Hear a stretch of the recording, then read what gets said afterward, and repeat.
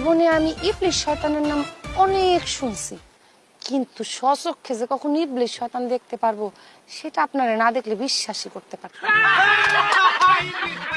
আচ্ছা, আপনি এরকম শয়তানি বুদ্ধি নিয়ে রাতে ঘুমান কেন?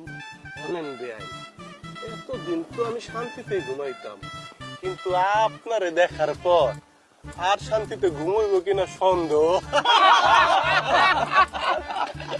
বেয়াই, আপনি হইতেছেন ইবলিশ আর আমি হইতেছি পরী। এখন কিছু তো করার নাই, ইবলিশ হয়ে আপনি জ্ঞান হারাই ফেলছেন, জ্ঞানে আসেন। আমি জ্ঞান হারাবো?